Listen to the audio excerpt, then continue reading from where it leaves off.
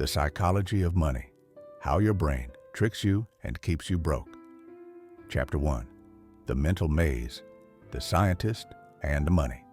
Imagine yourself in a lab. In front of you, simple decisions, lose or gain, save or spend. And even knowing what's logical, you choose wrong. Why? Because in your mind, money isn't rational. It's ancient, emotional, it's fear, it's ego, it's survival. Your brain was shaped over millions of years to survive, not to build wealth. It wants to avoid loss, risk, and discomfort. The pain of losing $100 is twice as strong as the joy of gaining $100. That's called loss aversion. And it's this instinct that keeps you stuck, stagnant, broke. You think you're in control, but you're obeying commands you don't even know exist. Chapter 2, emotions versus money, the silent war. You walk into a store, see a deal. Impulse kicks in, you buy. Then comes the guilt. You swear to do better until you repeat it all again.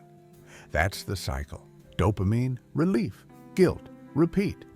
You don't buy to meet a need.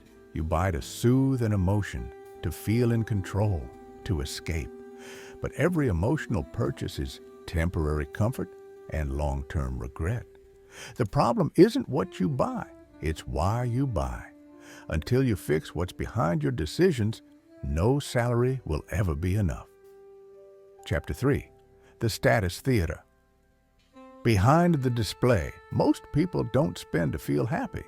They spend to look happy. They live as extras in a story they didn't write, smiling for photos, faking wins. But inside, fear and overdrafts.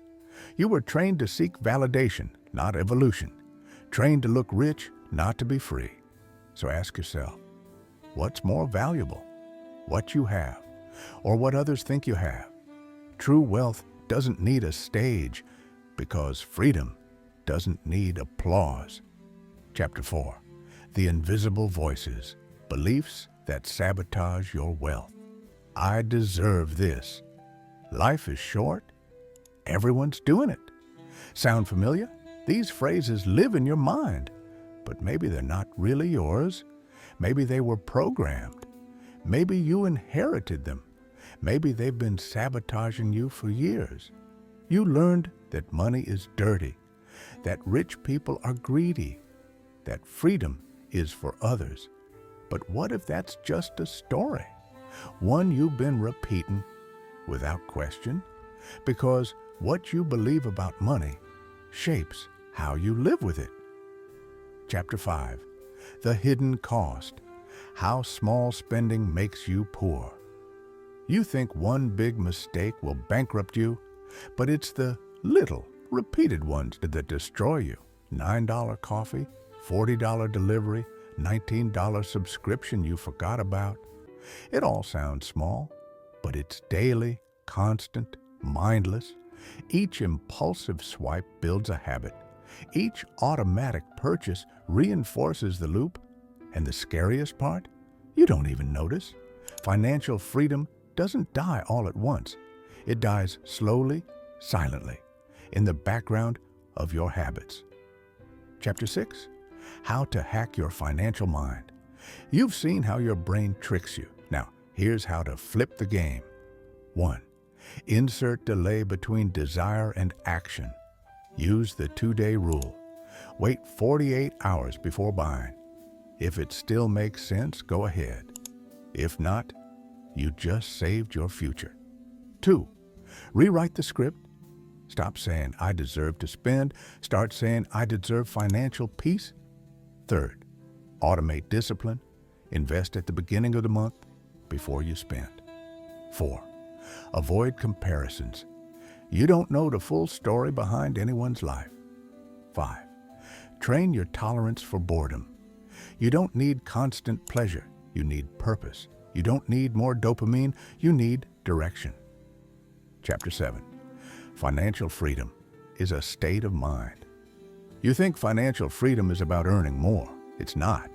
It's about spending less than you can, saying no with peace, living simply and fully. Wealth isn't a number. It's a state of calm. It's knowing you can quit, knowing you can help, knowing you can choose. Freedom is when money doesn't control your life. You control it. Chapter 8, What the Wealthy Know and You Can Learn. Real wealth doesn't come from being a genius. It comes from being consistent. The wealthy know one truth. Doing the basics long enough beats chasing miracles. They don't gamble. They build. They don't need to win tomorrow. They aim for 10 years from now. And so can you. Start small. Start now. But start with intention. Because those who plant with strategy harvest with abundance. Chapter 9. The mind that builds wealth is calm, not fast. You want to get rich fast? That's probably why you're still broke. People who build real wealth are calm, strategic, focused. They don't panic. They don't chase. They don't flinch. They trust the process. They think in decades, not days. They act in silence and win in time. Wealth doesn't require speed. It requires vision, consistency, emotional control, because a calm mind owns time, and time builds everything. Conclusion, the real game starts in your mind. Now you understand. Your brain lies. Emotions sabotage logic. Habits drain wealth. And time, when respected, sets you free. The difference between people who stay stuck and those who break free is not how much they earn. It's how much they understand the game inside their mind. Here's the good news. You can change. Here's the bad. Only you can do it. Wealth is behavior, not results. Choose wisely, play consciously, and never again be a pawn on your own board.